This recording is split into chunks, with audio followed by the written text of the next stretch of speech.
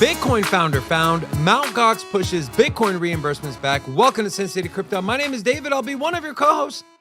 And today, like every single weekday, we're coming at you live from our studio in the heart of Las Vegas, Nevada, with our daily live show. On today's show, I will be joined by my friend Forrest. So I know you guys have been wondering where Rob is. Rob is actually in the hospital right now. Nothing life-threatening. He definitely wanted me to say that. He didn't want me to give any details, guys, but he's probably going to be away for a while. Some complications with his health. I'm actually going to go check on him today. I'll get you guys an update, but nothing life-threatening, just some unfortunate luck. And so he'll be away from the studio. We don't know exactly for how long, but we will still be here holding it down. And so, I love Rob. Rocco loves Rob. We all love Robin. We wish him nothing but the best.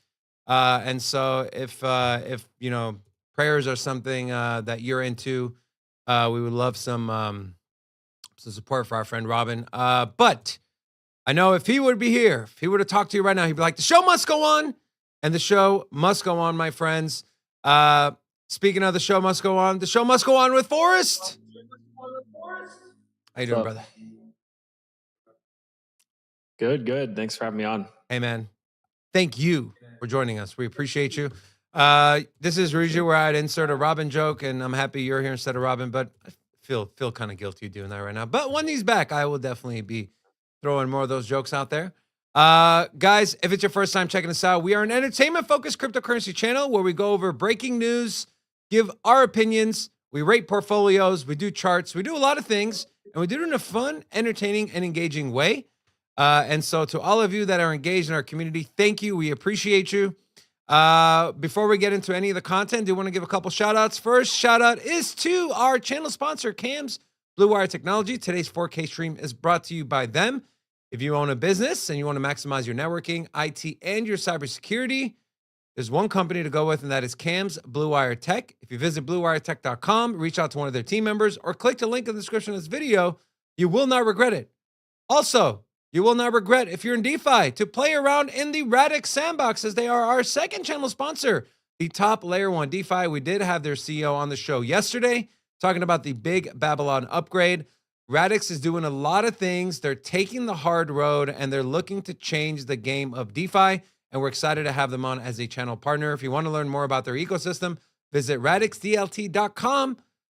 With that being said,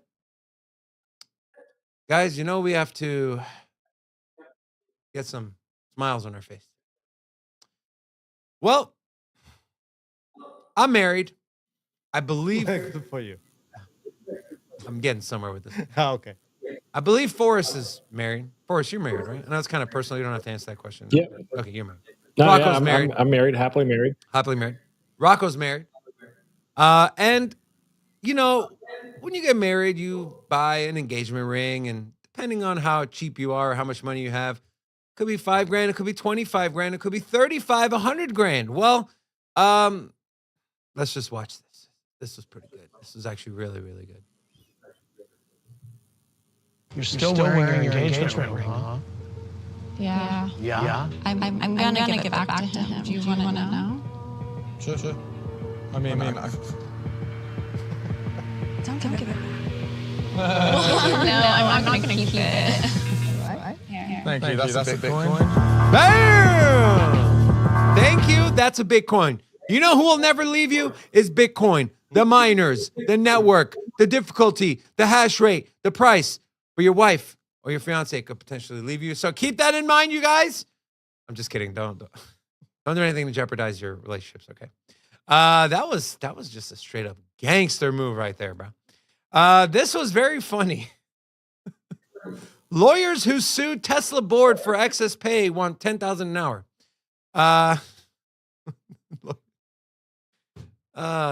Okay. My parents in their 20s. Time for us to take a loan out for a new house. Me in my 20s. Time for me to take a loan out for Domino's tonight. This is funny, but not funny. You know, everything is becoming more expensive. Gas is more expensive. Groceries are more expensive. Cars, homes, everything is more expensive. Forrest, what is your personal belief? Do you believe that when stuff like this happens, stuff that's not in our control, right? We can't control inflation. We can't control what the government does, how much people are charging. Are you in the camp of reorganizing your finances and prioritizing different things and maybe cutting back? Or are you in the camp of find a way to make more money? Or do you have a third option that you want to throw out there? Me personally, I'm always in the camp of find a way to make more money, but obviously, like if things get tight, I've been in that situation multiple times before. You got to cut down. You can't be spending recklessly. Fortunately, I've lived but my wife and I have lived below our means. We're not people who take out loans to get fancy cars. We both drive vehicles that are, 4, 5, 6+ years old. So yeah, I mean, we live in a nice area, and we're very blessed to have a great home. But could we have gotten a home? Could we have technically gotten a better, a better, bigger home and stretched the finances to afford it? Yeah, of course. But you see what happens to people that end up doing that when the economy turns south. So I'm a big fan of both. Find ways to make more money for sure, but always live below your means. For me, I'm going to disagree with you a little bit here, Forrest. And again, I'm not saying go out and buy $100,000 car when you make 50 grand a year. But if you want a $100,000 car, then just go make more money. I'm in the camp of, instead of changing your way of life, right? For me, it's like we live life one time. We work extremely hard. If your thing is having a really nice car or having a really big house or having really flashy clothes or shoes or whatever, live your life, man. Just go make more money. When inflation's high and you're sitting there and I've been there before. Well, maybe not when inflation was high, but when I wasn't making a lot of money, but I enjoyed going out. I enjoyed spending money on restaurants and going to dinner and taking vacations. And instead of cutting back and saying, oh, I need to cut back on only drinking 2 cups of coffee this week versus 5, instead, I wanted to go out and just make more money to be able to keep up my standard of living. Jesus Christ. Keep up my standard of living. And so that is what I would recommend. What that's going to do is it's going to push you to become better, become a better person, maybe find new means that you weren't able to find before. Get your motor going, right? Get you motivated. So that's my thoughts. Let us know what you guys think in the chat. But I think there could be a balance there where maybe you cut out the BS, get back on your feet until you find a new job. Either way, we know things are rough. We know things are more expensive. Relying on your credit card is not as prominent as it used to be. I think the average credit card interest rate now is 30%. That is insane. 30%. They take deposits in, give you a less than 0.25%, and they loan that same money out for 30%. It's absolutely ridiculous. And so screw them. You're either getting paid interest or you're paying interest. Be the one that's getting paid interest and making more money. All right. I want to talk about something I've been seeing a lot of on Twitter, and we just want to look out for our community. So I'm just going to share this tweet, and we're going to talk about this. This is from Leia Halpern on Twitter or on X. Crypto scams are out in full force right now. I'm being bombarded with fake emails from bankrupt exchanges saying your crypto is ready to withdraw. Sign it. I'm also receiving emails from non-custodial wallet providers asking for seed phrase info. It's all fake. We've seen the likes. We've seen the likes of Mark Cuban get hacked. Not saying Mark Cuban is some all-knowing crypto guy, but I have seen some people that have been in the space for a very long time that have been self-custodying their own crypto. I've seen them get hacked. And so, guys, just please be careful, okay? Never, ever click a link that just shows up in your email. If it's from Coinbase, and I've seen one of the scams, it literally has from @coinbase.com. And so one would assume, oh, it's a real company. But always just take that extra second, pick up the phone, call them, or go on Coinbase's website, find their email, send them an email saying, hey, I got this email. Is this you guys? Or whatever the case may be. If something sounds too good to be true, don't do it. Don't go chase the easy money. And so, Forrest, do you have any advice for our community as far as how to stay safe from hacks, from linking their wallets to certain things? Should people be taking approvals away in their MetaMask every month, every 2 months, every 3 months? What advice do you have for our community to stay safe? Yeah, don't trust anyone, and don't click any links. Really, I mean, if you're going to use Uniswap, make sure you've got the real site bookmarked. You're going through like the official source on their official Twitter. Always use official links. Don't just click links that people send you. Don't trust anyone. Don't trust anyone that looks like me or David or Robin online, because That's people messed will up, bro. impersonate us. Yeah, no, seriously. And people will. We've dealt with multiple impersonators where people will pretend to be me and say, "Hey, you just won a bunch of crypto. You got to send whatever." They'll run a scam in one way or another. Just be on the lookout. If it's too good to be true, then it probably is. Yeah, I mean. Oh, the other thing that I highly recommend is being in some sort of and this is where a lot of scammers can hang out. So you do have to be careful. It can be a double-edged sword, but being in some sort of community, whether it's the Sin City Crypto Discord, whether it's my Discord, whether it's a different Discord, just having a place or a Telegram chat where if somebody sends you something, an email or a link, that you can just go post it in that chat. Hey, I got this email. Is this legit or is this a scam? I got this. They're saying I get a free airdrop. Is this a real airdrop or is this a scam? Having a community where you can put that in and just be like, hey, can I get a vibe check on this? Can I just make sure? Because I'm not sure. I'm not 100% sure. You won't embarrass yourself. I can't tell you how many times I've seen people that you leverage the community to just be like, hey, is this a scam? It seems like a scam. I just want to make sure. So that I would highly recommend joining a community, regardless of whose that is, just so you can kind of double check with people. I 100% agree. And someone might have an experience they can share with you. Like, hey, the same thing just happened to me last week. I lost my money. And so, as a community, I feel like it's our job to kind of have each other's backs. And that is kind of the focus of our channel is community driven. I know yours is the same for us. And so I think that's absolutely amazing advice. What piece of advice would you give in the chat? Let us know one piece of advice for any newcomer to stay safe in our space and not get hacked or their crypto stolen. Let us know. Speaking of scams, want to see a crazy trade?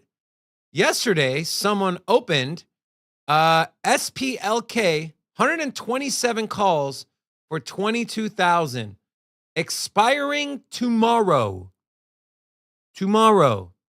Now, let me tell you guys something. This is from someone who traded options for years.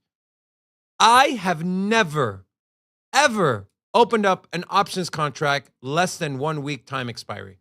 Ever. You know why? Because there's something called time decay. As you get closer to the contract date, the expiry date, time decay goes like this.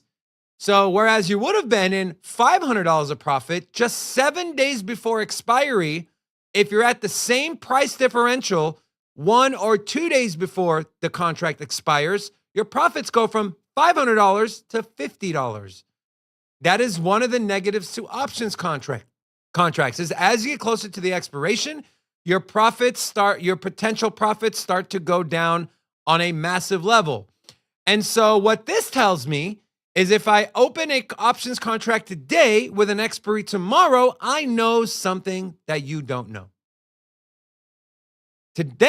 So yesterday, someone opened the 127 contract, which is 12,700 shares of SPLK for 22,000 expiring tomorrow. Then today, Cisco Systems announced acquiring Splunk for $28 billion, and SPLK goes up 20%. The contracts were 0.04 yesterday, now $18.30. They exited today for a gain of 45,650%. Now, of course, there are rumors, speculation. It might be none other than Nancy Pelosi's husband.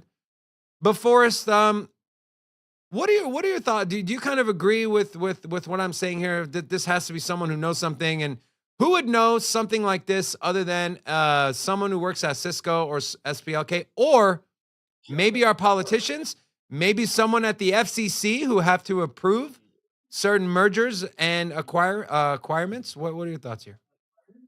This is horrendously obvious insider trading. This is just massive insider trading. Somebody got wind of it and they just couldn't help themselves.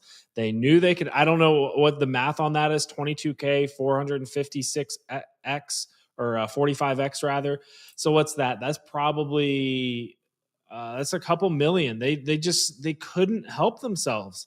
Just like I get it. It's tough. It's like, you're starving. You haven't eaten for 30 days or for 10 days, and somebody's just dangling an ice cream sundae in front of your mouth that you can eat it. Like, it's tough. Like, you could cash in on this and make a few $1,000,000 and retire if you don't get caught. But this person's probably going to jail. I'd imagine this gets investigated. And as long as they can prove that it's insider trading, which shouldn't be too difficult, this person's probably going to jail. Forrest, they turned 22K into $10 million in one day.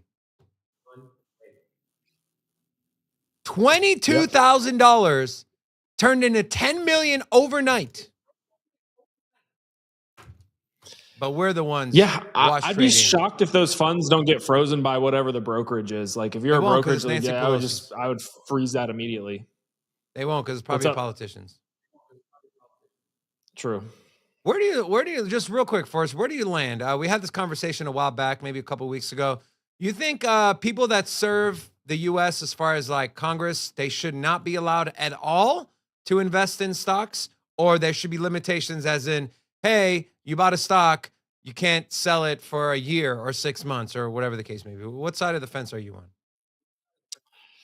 I don't think that they should be able to actively trade. I think there's so many other ways that they already make money anyways. But below the table, that the fact that they can trade is crazy.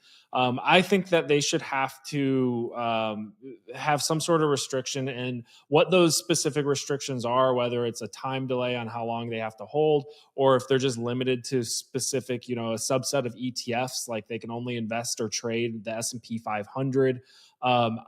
Where there's going to be lower volatility than individual stocks and less opportunities to insider trade.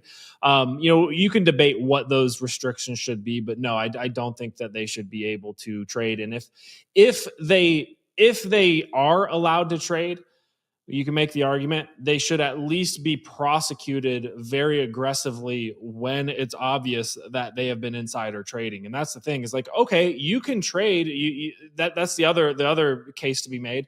Let them trade, but if they insider trade, prosecute them. But they insider trade, they never get prosecuted for it. Someone said, where's Gary Genzer on this? 10 million is not enough for him to protect you from. You guys got to remember, at the end of the contract, there's another person who has to dish out the 10 million. And if it's a naked call, then that's 10 million that got to come out of pocket. So it's just not good. Now, going from scamming to scammers, we have this piece of news. SEC warns more charges against crypto and DeFi exchanges are coming. You think Gary's like just this like sad, lonely man who gets ignored by his wife at home? His kids hate him. No one likes him. He was picked on, and he's just like, what I don't understand is, what is the point of this, right?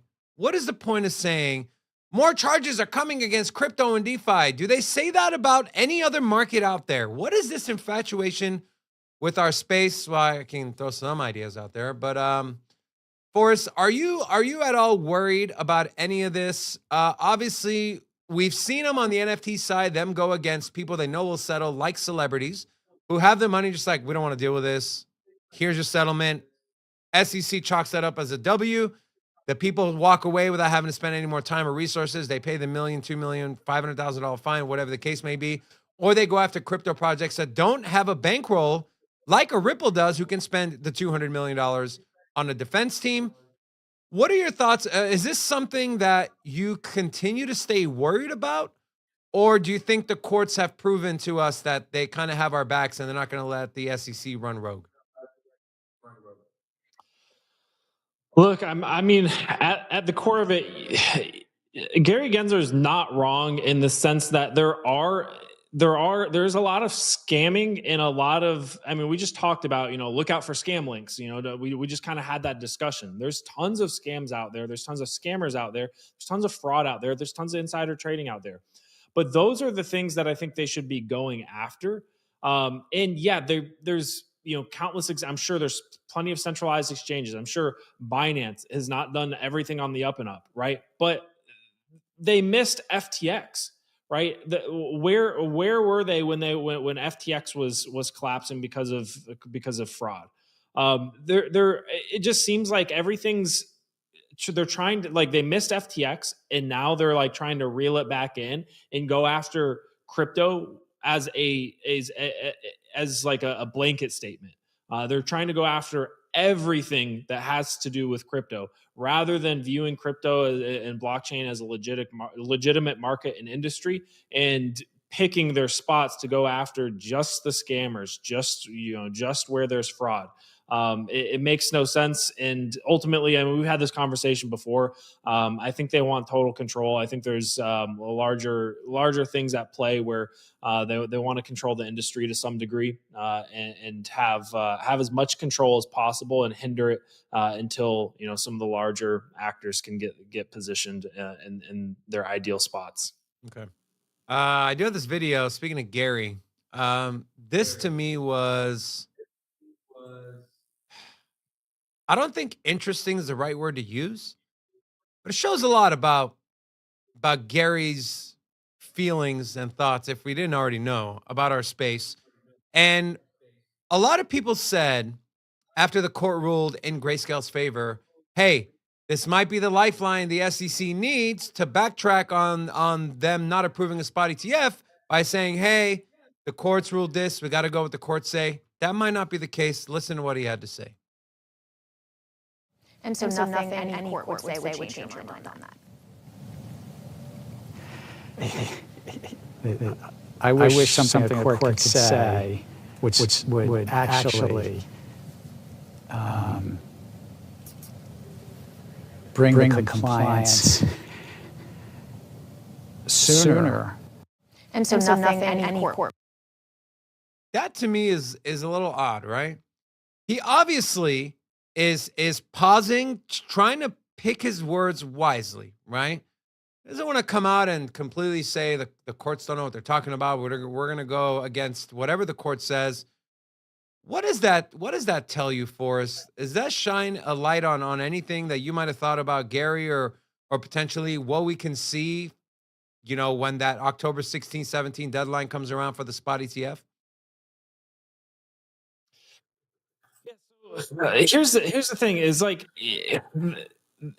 his original statement of, like, crypto space is full of hucksters and non-compliance.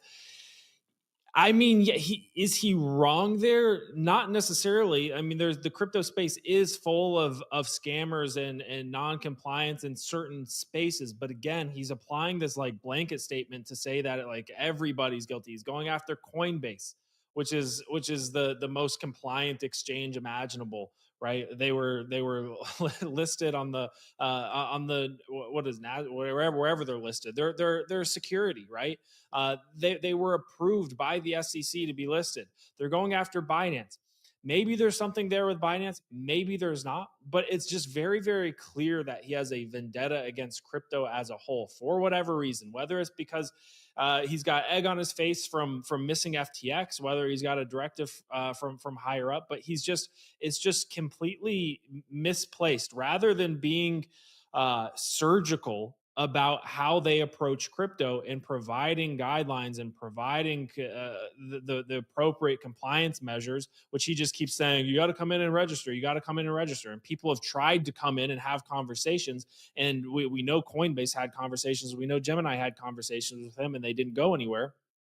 But instead of being surgical and trying to remove the tumors like Sam Bankman-Fried and FTX from the crypto space, he's going in with like a blunt instrument, like a sledgehammer, and trying to just destroy crypto all at once. It makes no sense. He's not doing his job well at all. In general, I'm not a fan. I don't think anyone can say they're a fan of Gary Genzer, unless I guess you're one of the big banks or JP Morgan Chase.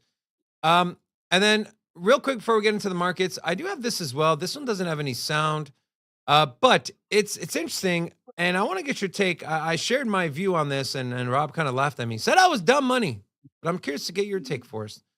So this is a video shared by Linda Iaccarino. I believe she's Italian, right, Draco? Anyways, she is the new CEO of Twitter, or X. And so there's a lot of new features coming, and I'll kind of play this. One of them is like FaceTime call right to the Twitter app, right? Which we saw Facebook's Messenger kind of change that. Also, payments, being able to pay people directly through the app. And I'll kind of stop it there. When I found out that Elon was going after a money transmitter license, right, and we were going to start having payments on Twitter, I went out and I bought some Doge because we already know, well, they've said there's not going to be a X coin or a Twitter native token or currency. So what would they implement, right? We've seen the implementation of stable coins in PayPal, Venmo, Visa's looking into it. So we know that's kind of where we're going, especially when you have Elon Musk at the helm, right? And so my theory was, when that goes live, I believe Doge will be one of the ways for someone to pay. And so I decided to buy a little bit of a Doge bag just to have that in there because that could be potentially huge. Am I dumb money, as Robin said, or am I onto something potentially? No, I don't think you're dumb money. I think Love you, bro. the thing with Doge is it just is going to require an extraordinary amount of patience and some diligence when it actually does pop off. When you have, you know, Doge payments or Doge tipping or whatever, Doge integration into X, I think that's inevitable. I think it's like you. I think it's going to come. And when it does, I think Dogecoin will probably, I don't know what it'll do. I don't know if it'll 2X through, it depends on what the market's like at the time. And what, you know, the extent to the Dogecoin integration into X, you know, maybe it's a selection of there's a variety of cryptocurrencies and Doge is just one of them. Maybe it's only Doge. Maybe Doge is front and center when it comes to tipping it. So it's gonna depend on a lot of things. But I do believe that we'll very likely see Doge just continue to chop sideways or bleed down like it always does until that comes, and then you'll have a big, massive run up in Doge. And I think if you're willing to speculate on that and you're willing to be diligent and be the person who actually holds the entire time and then takes profits on the pump, doesn't try to time the top and doesn't get caught FOMOing in more or bag holding and buying the top, then I think it's a completely fine strategy. I think it's a completely fine trade. I think we'll inevitably see Dogecoin run again to higher levels than it's at right now. It's at 6 cents. I could see it running back up to in a bull market, and we get an integration with X or Twitter. I could definitely see it do 2, 3, 4X. You hear that, Robin? I ain't dumb money, bro. Forrest, that's why I like having you on the show, man. Thank you so much. Guys, let's get into the markets. Let's see where crypto and Bitcoin is at. But first, today's market segment is brought to you by channel sponsor I Trust Capital, the #1 leading self-directed IRA crypto company in our space. If you want to enjoy some of your gains tax-free, you're going to want to set up a Roth IRA account where you can self-direct your funds within the app. And if you use the link in our description, you will receive a free $100 once you do fund your account. And then before I show the charts or numbers here, guys, we're at 181 live viewers, 87 likes. Come on, man. If Robin was here, you know what he would say. He would yell at all of you. He would butcher your names. He would say, we're not doing the show until we get the likes. I'm not going to stop the show, but I'm going to ask you for one small favor. Like the video, helps the algorithm, lets them know you like the show, and maybe they'll bring more people in here. That is how we grow our audience. Now, speaking of growing, we're not growing, we're shrinking. Bitcoin and crypto's market cap is down. There's overall crypto market cap is coming at $1.06 trillion. That is trillion with a T. We have seen the 24-hour volume up 30% to just shy of $32.2 billion, 32.1 to be exact. And then a fear and greed index at 42, which is neutral. Bitcoin coming in at $26,651. Flat on the hour, flat on the 7-day, but down 2% on the 24 hours. We do have news from Mt. Gox, which could be potentially good. We're going to go over that here in a second. Before I ask you for a Bitcoin chart, I saw this article here. This is the favorite pattern of one of our favorite TA people. It's Crypto Lifer. Cup and handle. So someone is seeing a bullish cup and handle on the Bitcoin chart, and here it is. Are you seeing the same, or are you seeing something else? I know we kind of got up to that 27.2 level, 26.5. Anything we should be looking out for? Any kind of divergences or convergences you're seeing on the chart? Yeah. Do you want me to pull up a chart now, or just kind of before we get into that? Whatever you want to do. Yeah, cool. So I'll pull up a Bitcoin chart. Look, I mean, for me, I'm not a big patterns person. I'm not a big pattern trader. But what I will say is, this looks funky. There we go. I'll share my screen here. But what I will say is, we're simply trading in a range. We kind of talked about this at length on my live stream, and we talked about it, I believe, yesterday a little bit in a very simplified manner. What we're looking at is just a few ranges for Bitcoin, and I'll make this a little bit more zoomed in. Yeah, you could make the argument cup and handle or whatever. Ultimately, whether we break up or break down, to me, just depends on the Bitcoin ETF decision. If we get a positive Bitcoin ETF decision, all the cup and handle people are going to be like, oh, it was in the charts. It was a cup and handle. If we break down and we get a delay and we crash, all the head and shoulders people are going to come out and be like, it was a head and shoulders. Or all the Wyckoff distribution people will come out of the woodworks and be like, oh, it was a Wyckoff distribution and we crashed back down. The fractal people will come in and be like, oh, we're following the same fractal that we did, the same distribution fractal that we did when we crashed at the top, right? So something like this, if we match that up. So you can, TA is funny in that, depending on your methodologies, you can always backtrack and find an explanation for a move upwards or a move downwards, right? So for me, it's much less about the patterns, more about isolating for our ranges and looking ahead in what's to come, in the news, right? October 16th, that is our day to be paying attention to. October 7th and early October could get interesting as well. Now, historically, October is a very bullish month for crypto. It's a bullish month. Q4 is a bullish quarter for the S&P 500. Right now, we're in September. It is the worst month for crypto. It is the worst month for Bitcoin. It is the worst month for the S&P 500. And the S&P 500 is tanking today, right? So as we move towards the end of September and into early October, I think October 2nd, we have like an Ethereum ETF potential approval, Ethereum futures ETF. October 7th is an important date for Bitcoin ETFs. And then October 16th. Guys, if we get, and my base case is we're just going to, we got to get through September, right? But early October, my base case is that we start to price in that Bitcoin ETF. And if we get the approval, we rip, right? And if we get a delay, then we probably crash back down to these range lows and maybe even test the prior range that we were in. But for me, it's all about the Bitcoin ETF. It's never been so clear, in my opinion, that the what the market does next just totally depends on what appears to be a pretty 50-50 decision on October 16th. I know some ETF analysts have 75% chances by the end of the year. I'll make sure to get those numbers. I would say, personally, it's probably 50-50. 50% chance they kick the can down the road and we crash. 50% chance that we get a Bitcoin ETF and we run really hard. So yeah, I mean, you've got your trend line people that are going to be like, oh, we broke our trend line. We're going to crash down from here. But in the meantime, we could back test, going to this ETF. There's a lot of things to explain potential scenarios, especially when things are so up in the air right now.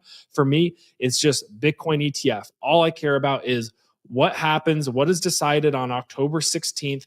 If it's an approval, I'm long. If it's a delay, then I'm short, or I'm hedged, or I'm making sure I've got stable coins. And for me, it's that simple. It's that simple. I don't think anything else really matters in the market right now. You see, even today, the S&P 500, and I only go to this chart just because it's so important. The S&P 500 is tanking today. You've got your head and shoulders. You got your bearish divergence on the RSI with that lower high, and RSI was making a higher high. We had the bearish divergence is pushing us back down, and that's really what Bitcoin's following today. Bitcoin's actually like holding up decently well when you stop and consider the fact that the S&P 500 has had 2 days in a row of minus 1%. So the S&P is tanking, and Bitcoin's down 1.8%. It's fine. Right. And I think what's propping up the market right now, the Bitcoin market, the crypto market, is this ETF decision. Right. So I think once we get through this ETF decision, we'll have a much clearer picture about which direction we're going to start heading. Awesome. I want to. We do have a couple more things on Bitcoin, but I do want to kind of go over the broader altcoin market here. So I got so real quick, just to go down the top 10. We have Ethereum under $1,600. BNB 210, everything is in the red.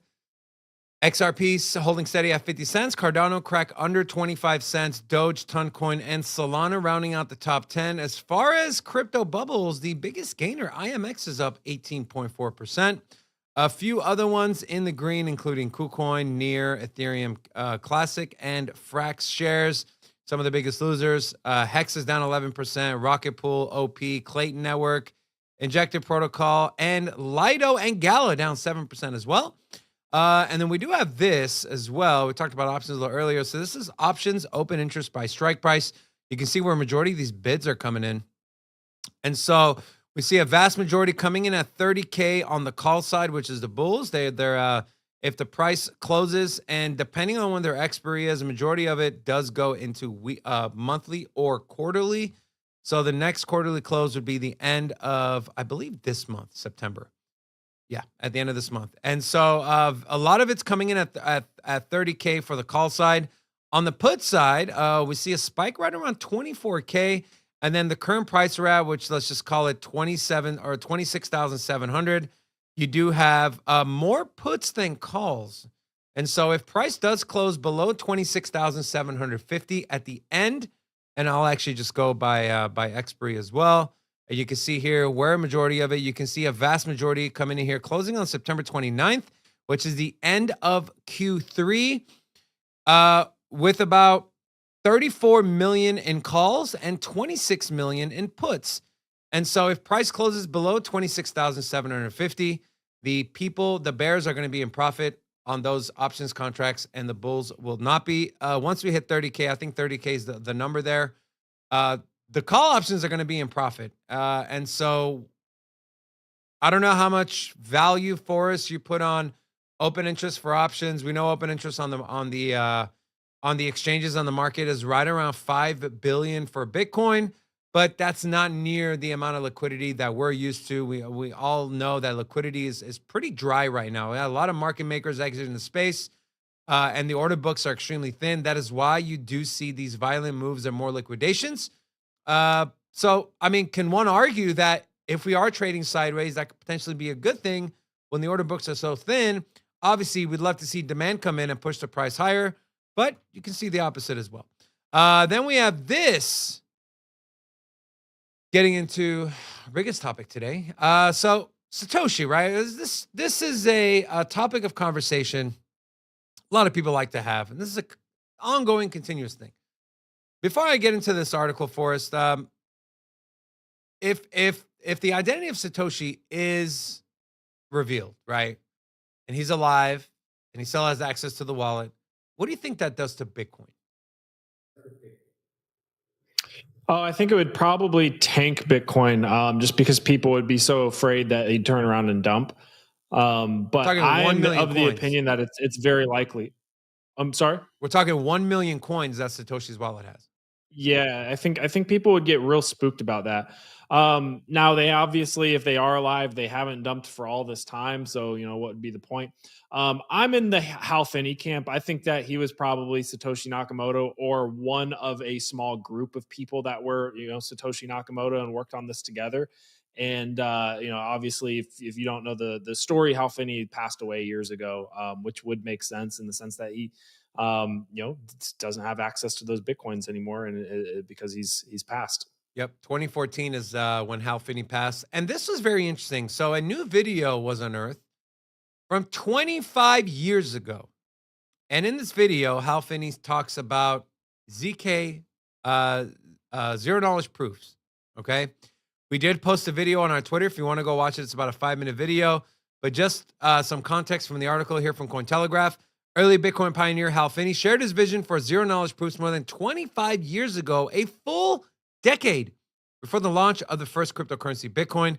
The video, purportedly from the Crypto 98 conference held on August 26th in Santa Barbara, shows Finney discussing in detail the concept of zero knowledge proofs, a cryptographic technology that gained immense popularity decades later. The video I'm talking about, we did again, posted on our Twitter. This is what Hal Finney said. I want to prove to you that I know a message that hashes to a message that hashes to a given hash value using the SHA-1 hash. I don't want to reveal anything about the message to you. It's a zero knowledge proof, and I've written a program to do this, and I'll tell you about is what he explained. I'm in the same camp as you, Forrest. I do think it's someone like Hal Finney. I mean, it does make sense. 2014, Bitcoin was only trading around $500. For him to not have access to the funds, I do tend to agree with you. If the real Satoshi is ever revealed, I definitely think a lot of people, it would scare a lot of people. It would scare me a little bit as well, because then the whole allure of no one controls it, no one can do anything about it. All of a sudden, here's Satoshi. He's alive and well. He does have access to his 1 million Bitcoin. He now wants to get involved. Like, who knows where that goes? And so I'm in the camp of, I'd rather not know who Satoshi is. I think it's perfectly fine that we don't know, but it's fun nonetheless to speculate with. I want to know what the chat thinks. Do you guys think Hal Finney is Satoshi? Put a 1, put a 2 for no. 1 for yes, 2 for no. I did mention earlier, Mt. Gox. You talked about this yesterday for us on the show as far as what can be some potential negative catalysts to Bitcoin. Infamously hacked crypto exchange Mt. Gox delays repayment deadline by a full year. This has got to suck for the people that have money, right? Oh my God, you're getting it in a month, in 2 months, in 3 months, next month, next week. Oh nope, 1 more year. Mt. Gox, the crypto exchange from which Bitcoin now worth almost $23 billion, was stolen nearly a decade ago. 10 years. Has delayed the deadline for repaying people by a full year, said their trustees on Thursday. The new deadline for the now defunct exchange is Halloween of next year versus Halloween of this year. Is this some kind of sick joke? Oh my gosh. Forrest, that amount of money being dumped, we can argue October of next year, we're probably hitting the stride in a bull market, right? If we were to kind of extrapolate timing, 6 months post-halving. Spot ETF is already here. Institutions are here. Who knows what the hell's going on with the Fed and the banks? What is the difference to you? I know this might seem like common sense to you, but maybe some people don't understand. Sell pressure in a bear market versus sell pressure in a bull market. Yeah. So a couple things with this. So what appears to have happened is that they were getting close to that October 31st deadline. We were a little over a month away. And what it appears that they were worried that they wouldn't be able to distribute all of this Bitcoin in time. So they moved the deadline back. But it seems like instead of just moving the deadline back a month or 2 months, they just went ahead and gave them another full year. But I've got a document in front of me, and I've got it on my phone, but I'll just read it because I don't know if I can share it. But it says, however, for rehabilitation creditors who have provided the rehabilitation trustee with the necessary information, repayments will be made in sequence as early as the end of this year. So it sounds like they're not going to be waiting until October 31st of next year to actually get these distributions out. They could be starting as early as this year, which I actually think is good. Like the situation at hand right now, or like, before this decision, this delay went through, was that they have 130,000 Bitcoin that they have to distribute by October 31st.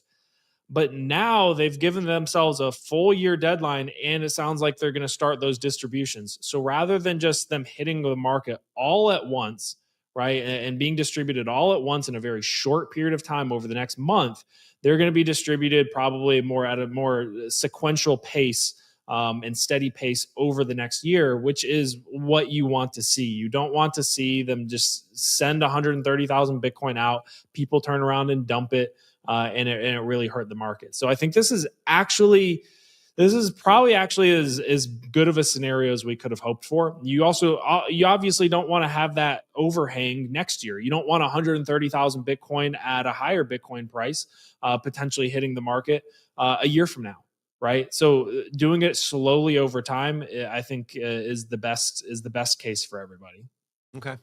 Yeah. For me, obviously selling into thin order books versus selling into thicker, more liquidity. I mean, it's pretty obvious, but like I said, some people, to them, they might not understand it. So I think it's good to explain to people. Either way, guys, there's always going to be selling and buying. There's always going to be mass selling, mass buying. It's ebbs and flows in markets. It happens everywhere. Bitcoin, traditional stocks, precious metals, whatever the case may be. But I do think Bitcoin will evolve to more the asset that people run to hedge against governments and currency debasement. We saw what happened in Lebanon. We saw what's happening in Argentina, Brazil. Some of the countries with the highest adoption rate, their currency is shit. So that's just my 2 cents. Now, I haven't talked about Sam Bankman-Fried in a while, but we do have some news. Forrest, do you remember in 2021 when Bitcoin flash crashed by 87%? On Binance.us. Well, apparently we know who it was. I saw this. You saw this? It was none other than Sam. It was Sam. Alameda, this is from CoinDesk. Disgraced crypto trading firm Alameda Research was behind the hiccup that caused Bitcoin prices to temporarily drop over 87% in 2021, says an ex-employee. On October 21st, 2021, Bitcoin traders on Binance US were left scrambling after the asset plunged within minutes with no apparent reason. And we might have a reason for that. And that is, this is a tweet from Addy, E-A-C, whatever the hell that is. Part 2, the fat finger, the story of how a misplaced decimal point in Alameda caused a market crash that echoed around the world. This incident happened just a few weeks after I joined. Talks about at the high level they had two modes of trading. One was a semi-systematic strategy where traders set model parameters. This way, traders weren't placing actual trades, but rather fine-tuning an algorithm. Every once in a while, though, a trader would need to manually send a trade. Usually this might happen if your automated trading systems were being buggy due to market volatility, or there was an arbitrage opportunity. And he goes on to say, Sam or someone there fat-fingered and put a decimal point in the wrong place, and Bitcoin went from 65K to 8K on some venues, only to be quickly restored by arbitrageurs. So people made a crap load of money. Now, Forrest, I don't want to necessarily ask you if this is something you believe Sam did, because I feel like we believe anything the guy did, which is negative. But I've said that this past bull market was very different from what we've seen, right? We didn't really have a blow off top, right? We creeped up to that 58, 59K, came back down, and then went back, supposed to be our blow off top. And then we only got to 69K and came back down. We know the price manipulation and what Sam and company were doing.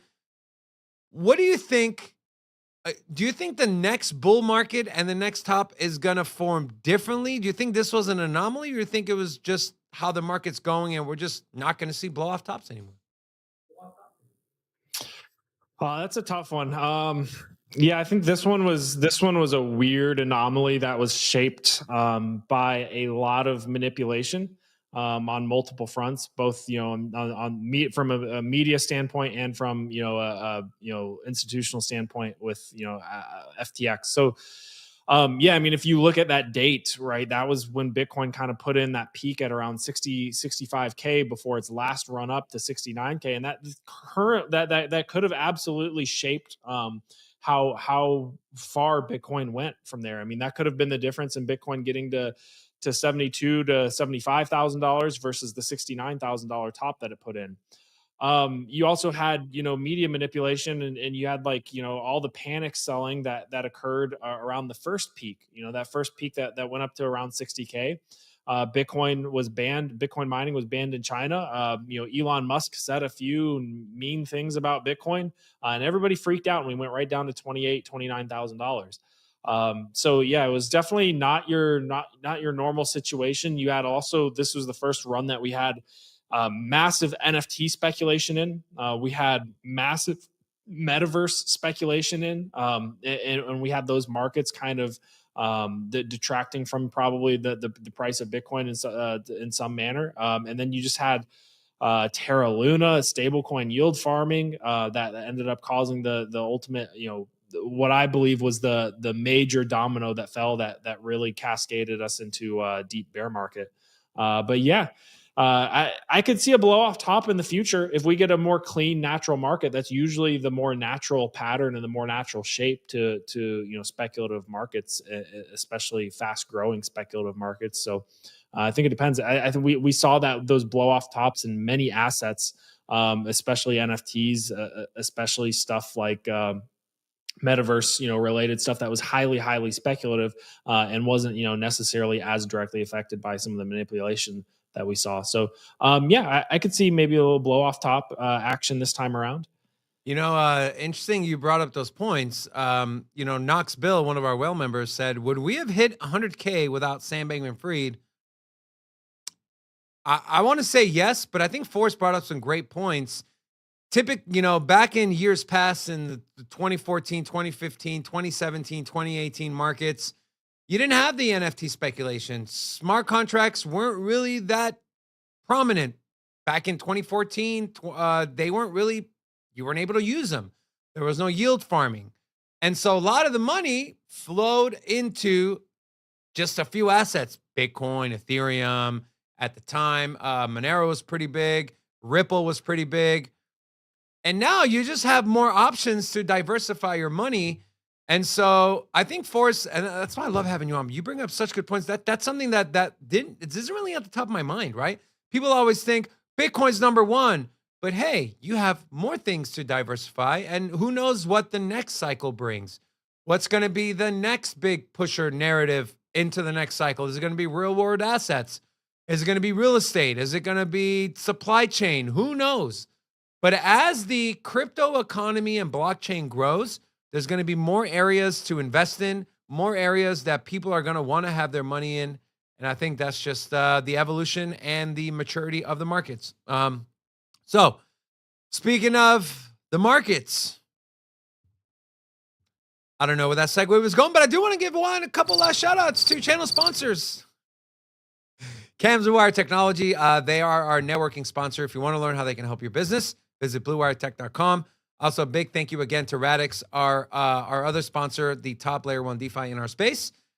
So big shout out to them. If you want to learn more about Radix and play in their sandbox, visit the link in the description of our video.